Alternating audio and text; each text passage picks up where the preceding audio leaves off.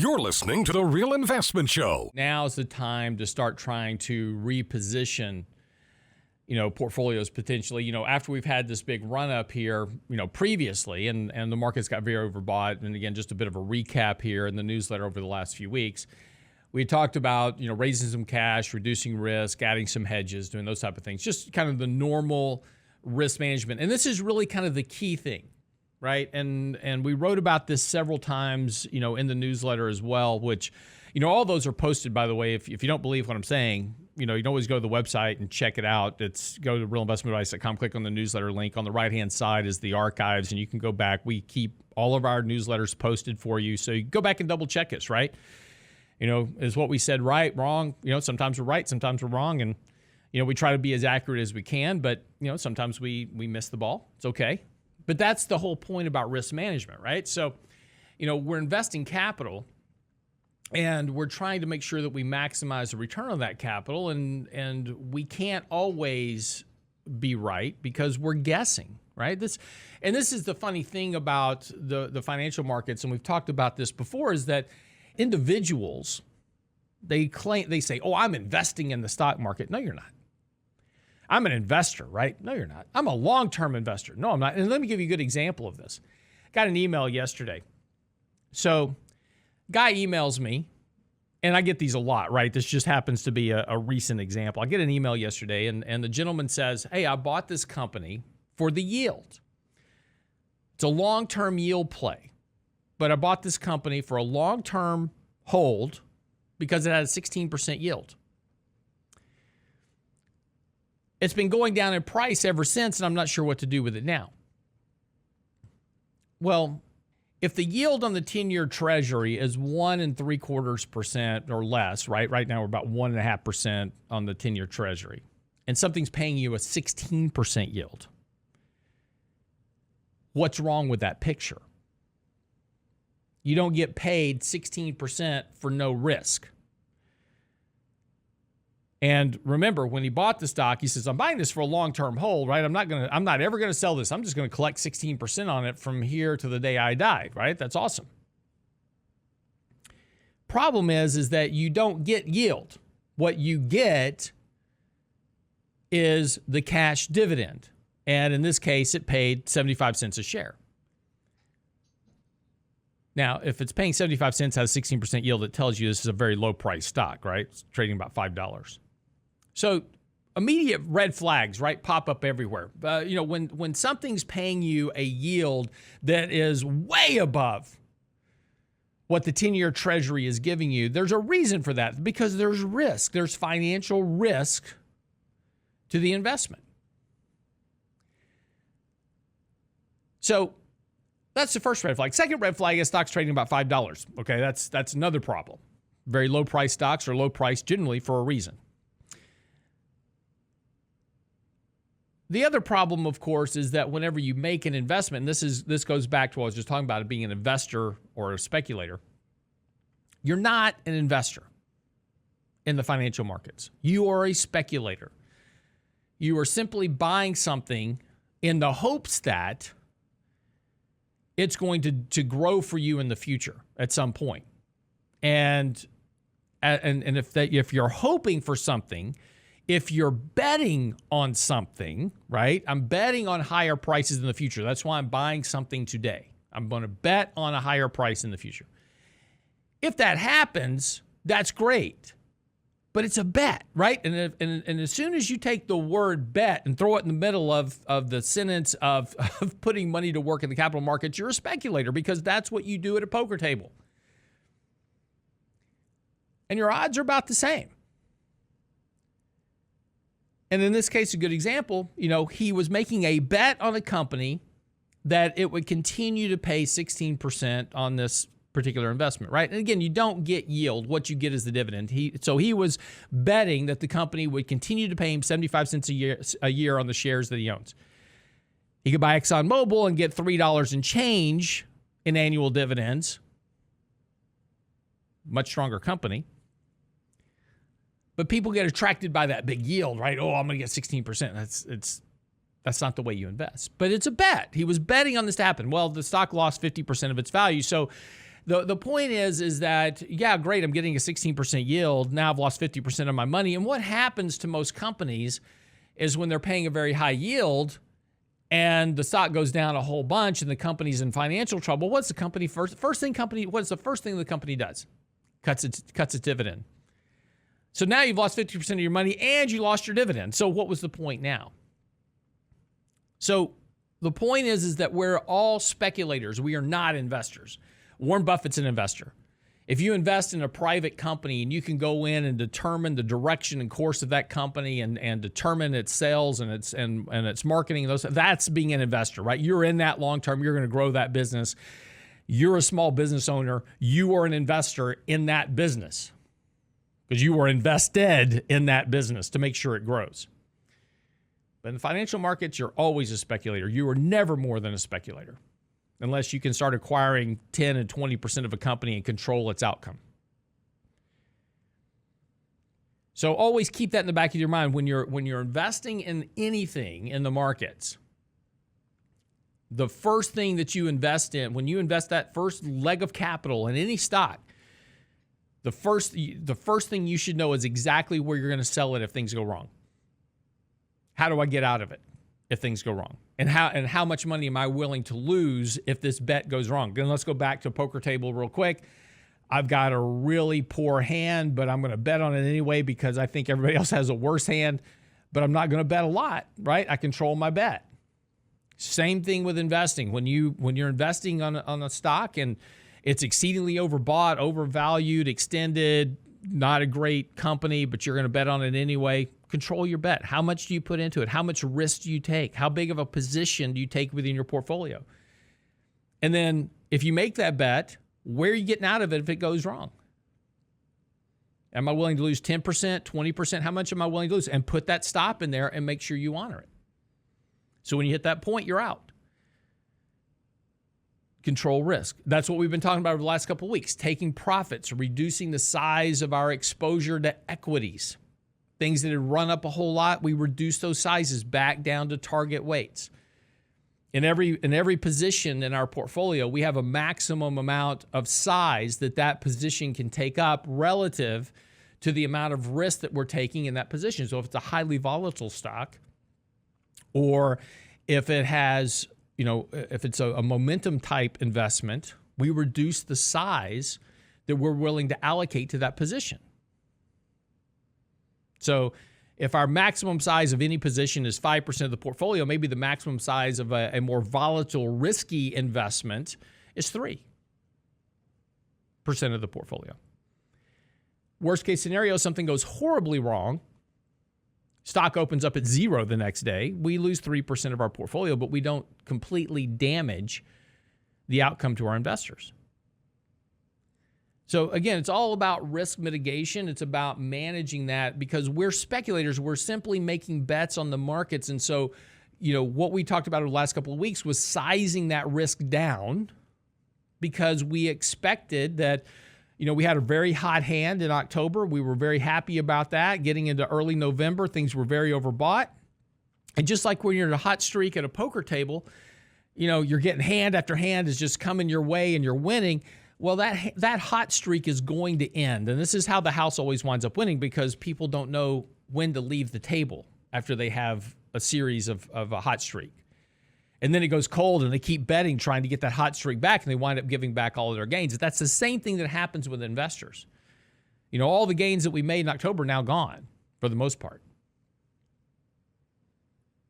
So now what do? Now you're just trying to get back to even. So by taking profits and locking in some of those gains, now we've got capital to invest. And that's the thing that we want to start talking about is, where do we start looking for opportunity now? Because we knew this correction was coming. Let me rephrase that. We don't know anything. We made a guess that a correction was coming based on a series of things that were going on. The markets were very overbought. We had, internal breadth was deteriorating. As I said earlier, the number of stocks above the 50 and 200-day moving average were going down, et cetera. So those are the problems that we saw coming. And so we could make an educated guess by looking at those technical internals, that technical voodoo we talked about yesterday, that black magic that we talked about yesterday, right? That's that technical bias. And all that is just telling us what the psychology of the market. There was something kind of going on with the markets that we were going, it just doesn't feel right. And so we reduced that. Now a lot of that's been washed out. Things are getting very oversold. Sentiment's getting very negative, and statistically and seasonality-wise, the end of the year tends to be fairly decent. And that should suggest that we should get a bit of a rally here over the next couple of weeks as we head into the end of the year. And that's obviously something we want to try to take advantage of, but do so carefully. So when we come back from the break, I'll see if I can get Michael Lebowitz back on the line. And we'll talk about that and how to position for this. So anyway, get by the website, realinvestmentadvice.com. Again, all of our blogs, our research papers are all there for you. And the reason that we publish stuff every day is to let you know what we're thinking and what we're doing. And that's basically how we do research. These are the things that we're looking at to research what we're doing for our clients and our portfolios and our money here at RIA Advisors. And we publish it. It's all for free. And it's on the website now, realinvestmentadvice.com. Be right back after the break.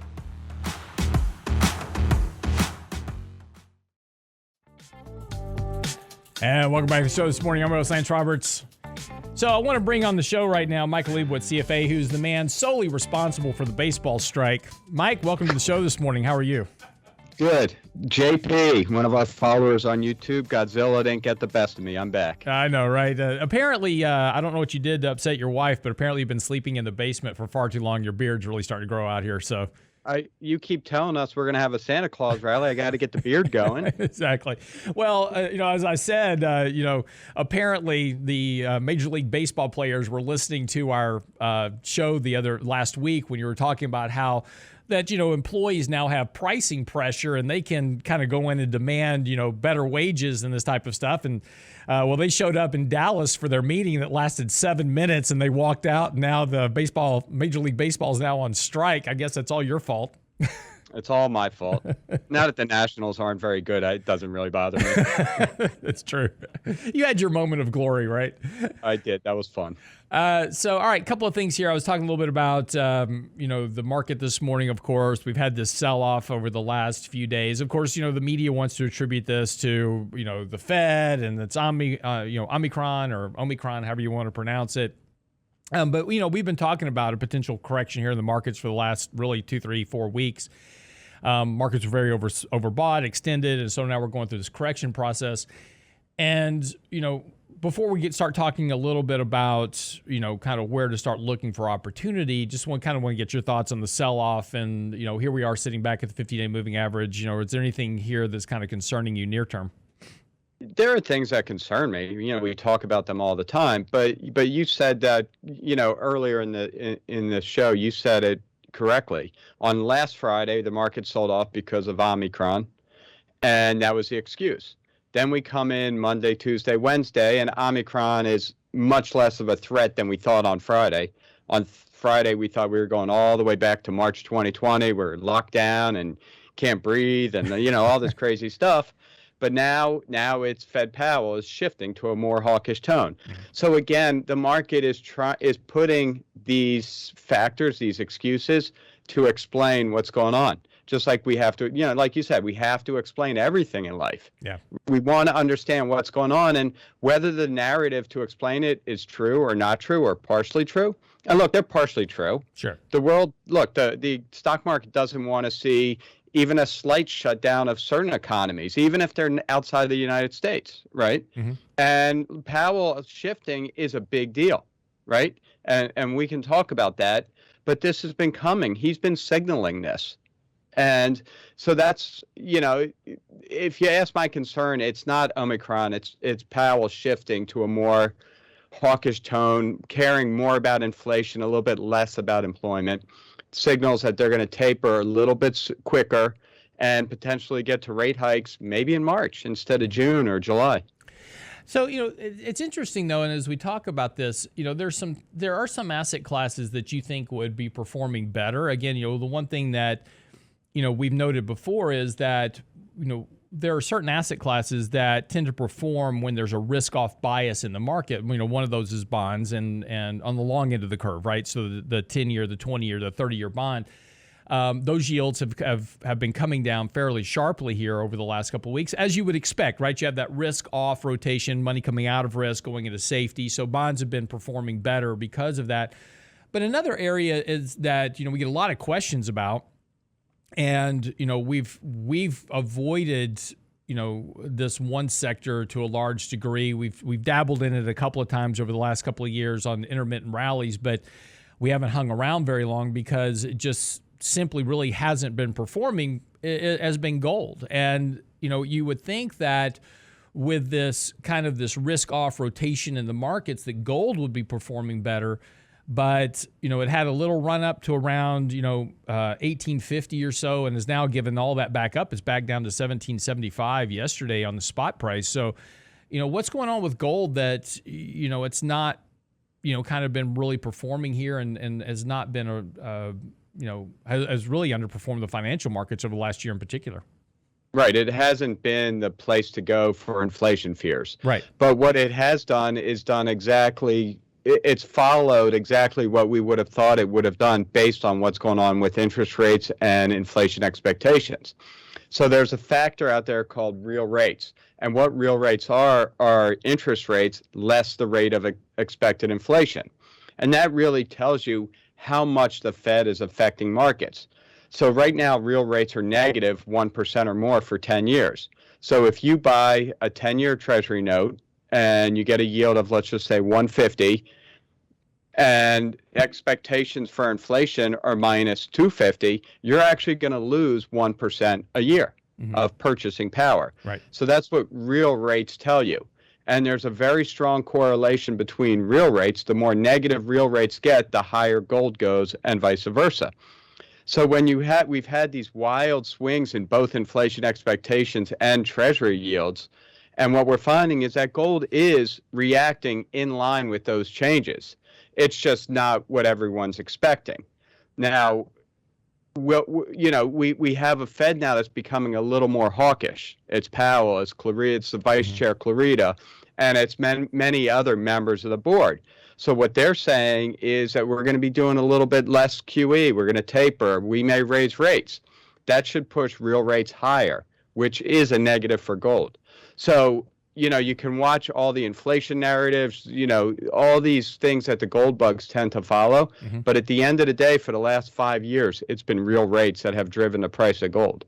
Right. And real rates are at some very low levels. I mean, we haven't seen real rates this low in like 20 years or something. There was a chart out recently, and I mean, it's been a very long time we've seen real rates at this level, right? I think the 70s, 80s was the last time. So we saw that because yields didn't go up as much bit. as inflation, right? But again, this is one of those problems here. We have rising inflation. People have been buying gold in an expectation that it was going to hedge them against inflation. And we wrote an article about this recently on the website saying that there are times in history where gold has been a very good inflation hedge, and there's also times where it hasn't been. And this is one of those times where gold has been a very poor hedge for inflation. But if we're looking for opportunity, and again, this is, I think, the important thing about portfolio management, and we talk about, managing risk, and, that's what we talked about last segment, is, markets have now gotten fairly oversold. Markets were looking to open up this morning. That initial kind of opening is now starting to weaken here a bit. We're still going to open on the positive side, but a lot weaker than what futures were initially predicting. We're probably not through this entire mutual fund distribution process just yet. There's probably some more selling to go here over the next few days. So, a little bit more sloppiness in the market, a little bit more volatility, certainly not surprising. But, one area of the market that's starting to look really interesting here from an oversold condition has been energy. And, we'd recently had reduced exposure to energy stocks here. You and I have been talking the last couple of days about looking for some opportunity there. What are your thoughts? A lot of the energy stocks have hung in really well, too. Right? They haven't been getting, the price of oil has just been getting clobbered, right? It's been down 3, 4, 5, 6, 7% some of these days.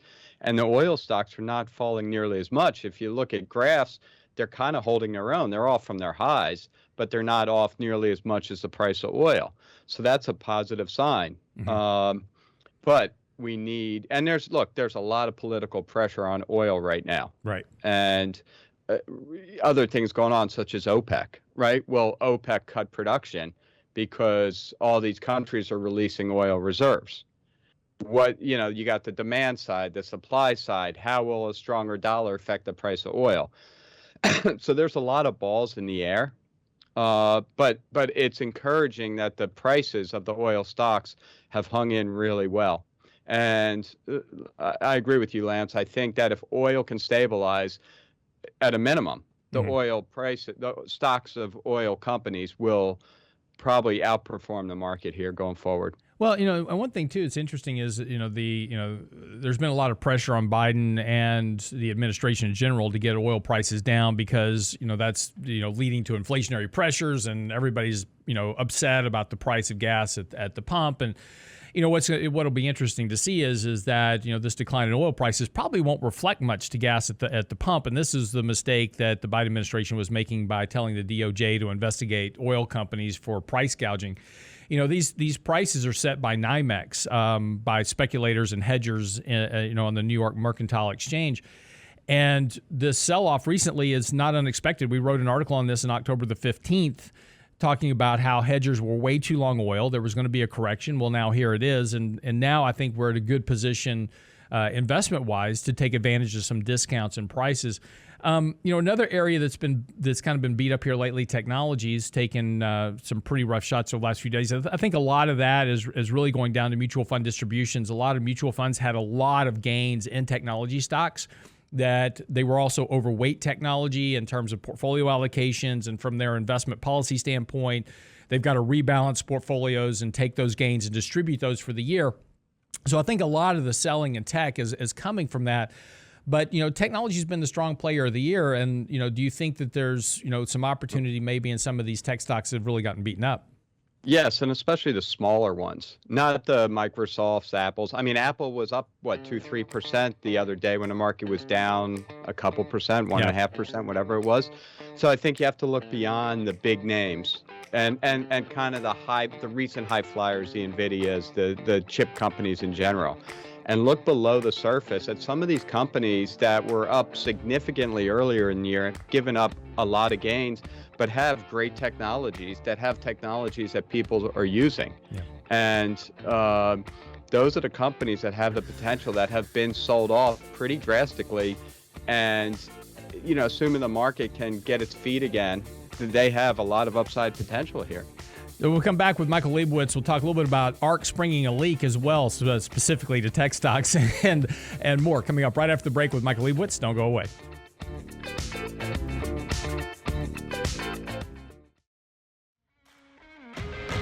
And welcome back to the show this morning. I'm Earl Lance Roberts. Michael Lebowitz joining me. Talk a little bit about markets, money, investments, and the sell-off. And again, I don't think we're done with the sell-off just yet. What will be critically important over the next 2 days is to making sure that we hold support here between the 50 and the 100-day moving average. They're basically sitting on top of each other. So there's a lot of support for the markets at these levels, but doesn't mean the selling is over yet. Now, if we break that 100-day moving average, it's an entirely different story. And we'll be talking about something much deeper at that point if that occurs. So I don't expect that to happen. Markets are getting fairly oversold, fairly fearful. We'll probably get a bit of a rally here. So, we'll want to use that opportunistically as we go into the end of the year. But one thing I wanted to touch on, though, is that, early this year, and I should go into last year, ARK was the rage. ARK is and if you don't know who ARK is, that's Cathie Wood. And she was being held as one of the most innovative portfolio managers, ever in history. In fact, her ARK fund, ARKK is the ETF, was just accumulating assets at a record pace, and it actually achieved the record for accumulating assets at the fastest pace on record. It was just everybody was piling into ARK. And of course, then March of 2021 came along, not 2020, but March of 2021, this year, where there was a decent tech rout. And we saw companies that she was mostly investing in companies like Tesla and Square and blockchain companies, et cetera, all getting, fairly beaten up around the head and shoulders. And her fund began to underperform rather markedly. Well, the problem now is that her fund is negative in terms of returns for this year. She's now experiencing a lot of money outflows. People are giving up kind of on the I don't know how the praise of Cathie Wood. She was being hailed as almost a demigod in the investing world. And now all of a sudden she's kind of being, thrown out, but kind of baby with the bathwater. But I wanted to kind of just touch on this very quickly because I do want to get to your article about, future returns and valuations. But I think this has a lot to do with that, is that in every speculative kind of investment bubble, we see these type of things where people just, pile into something in particular and then it ceases to work. And we're seeing a lot of that kind of same psychology here. And I think kind of ARK is a good representation of that because, that was the one thing everybody had to be in. And now it's a thing of the past, so to speak. And it'll be interesting to see how she if and when she can potentially, turn her performance around, considering where we are valuation-wise in a lot of the companies that she owns. Right. She was in those tech companies that were soaring at the beginning of the year. She was momentum. So if you wanted to play momentum technology, you could just buy her fund, her ETF. It was a great way to do it. And it went even beyond buying her fund. Everyone's looking at what she owned, how much she was buying, what she was selling. And it was almost like what we see on Reddit and Wall Street Bets and all that stuff. Whatever Cathie did, everyone else did. So it just made her bets look better and better. And she had a great beginning to the year. But as we've talked about over and over again, this market is just shifting from one idea to another very quickly. And Cathie's idea is technology. It's new blossoming technology. And she really didn't sway from that, as she shouldn't, because that's what her fund is supposed to do. But when other things came into vogue, when financials and energy, old school Dow Jones type industries came into vogue, she was out of vogue. And What happens is, let's say Cathie's fund is $1 billion and I have $100 million invested in her fund and I sell it. Her fund is now $900 million. Cathie has to sell $100 million of stocks. She can say, okay, I'm just going to sell Tesla, or she can sell 10% of everything. Right. And it's somewhere in between what she does. And that's part of the problem. And that's what's dragging down both some bad stocks and some very good stocks that we've been looking at. Yeah, no, and that's a great point is that, there's been a lot of headlines lately about her selling her Tesla shares. And of course, she's a major advocate of Tesla. But it's not because she wants to sell Tesla. It's not because she's choosing to sell Tesla because of fundamentals or whatever. She's having to sell Tesla because it's one of the largest holdings in her fund. And so when somebody makes a $100 million redemption, and there's been, a lot of $100 million redemptions in her funds over the last several months, she's having to sell stocks to meet those redemptions. And that's putting pressure on her fund and particularly on those underlying shares of the smaller companies that she's liquidating, companies like Square and others. Have been under a lot of pressure really since August of this year. Right. And if you want a place to go look for some good ideas, go look at her holdings, because there are some really good stocks and good ideas in there that have gotten clobbered. And it's getting clobbered in part because of what's going on with Cathie Wood and the ARK fund and her followers. So that's a good place to go fishing if you're looking for some names that have potential that are down 30, 40, 50% from prior highs. I want to switch gears here because you just said something that's important, and this relates to the market entirely. When you're going to fish for, opportunity, it's important to make sure that you're also buying fundamentals as well. So you got to, look for companies that have been beaten up in price but have a strong fundamental case. Maybe they don't have a strong fundamental balance sheet at the moment because they're, a rising, kind of technology company, et cetera. But you need to be looking for increasing sales, increasing earnings, those type of things that are going to be driving that stock in the future. It's important to consider that. But, when you look at the market as a whole, and you just wrote a report on this yesterday, it's on our website now, realinvestmentadvice.com, asking the question, when you look at valuations today, it's very much like we were back in 1999. And, this has some consequences, but you kind of approach this from a different angle saying, because even though valuations are the same as they were basically in 1999, are they really the same? Could you explain that a little bit better? Yeah, and what I want to preface this discussion with is this is why we talk about the Fed so much. So now we're going to go back to stocks, but by the time we're done, I think you're going to understand why we have to think about the Fed, watch the Fed, listen to the Fed. So, if you go back and look at 1999 to today, valuations in almost all cases today are higher than they were back then. So basically what you're saying is investors are paying more than they were in 1999. Forget prices, just valuations, ratios like price to earnings, price to sales. There's a handful of them, right? But that's not a fair statement on its own to say that we're more expensive than 99. What if I tell you that earnings are going to grow 20% for the next 20 years and the economy is going to boom and we're going to be in a utopian economy? Well, then stocks are probably very cheap right now.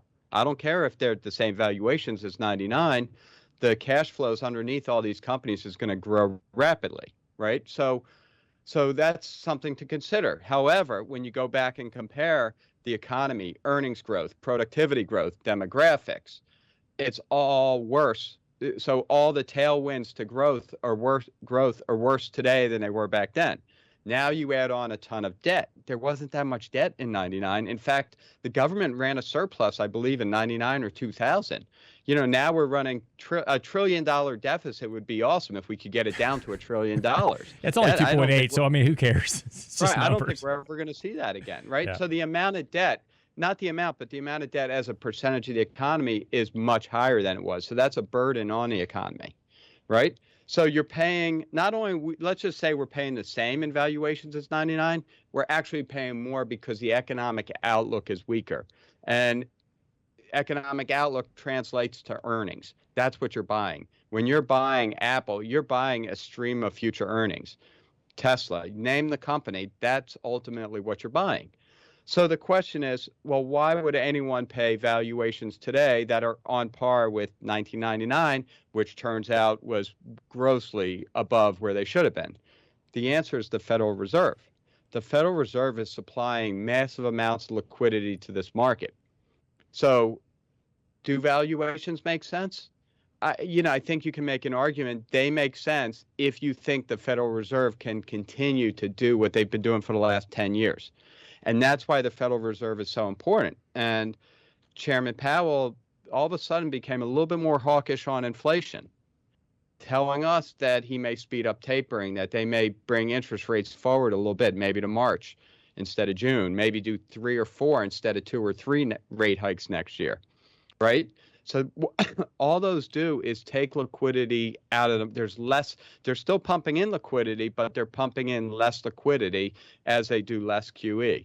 And given that valuations don't make any sense, even if we were in 1999's economic scenario, and they make less sense today, they make sense in the eyes of when you encompass everything, including the Fed. So that's why we follow the Fed closely, because it's liquidity that is keeping valuations where they are.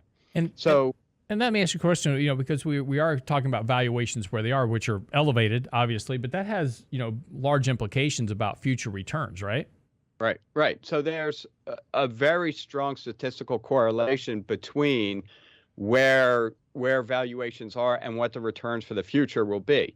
The problem is those statistical correlations become very relevant, significant, the further out in time you move. So there's very low, if any, significant correlation between the returns for the next 3 months versus the valuation today. Like we always say, valuations are awful meaningful, but you can't use them to trade. Mm-hmm. They're really difficult to trade on, right? But you go out 20 years and what's called the R squared, which measures how well valuations measure up against future returns, is almost 80%. Right. It's 0.8, 0.79, I believe. So what that allows you to do is say, okay, returns over the next 20 years are going to be poor, but we can also use math, get a little creative and say, well, we know returns over the last 18 years were X, and we know what returns for the 20 years ending in 23 should have been. we can back into what returns for the next 2 years could be. There you go. And I appreciate that very much, Mike. And of course, that article on the website now, realinvestmentadvice.com, realinvestmentadvice.com. That wraps up the show for the day. Thank you for joining us. We'll be back tomorrow with Financial Fitness Friday. Be sure to by the website again, get ready for upcoming events, as well as go to those blogs and newsletters, and also check out our new simplevisor.com. That's coming out here over the next couple of weeks as well to help you manage your money better. All at the website, believe it or not, realinvestmentadvice.com. See you tomorrow.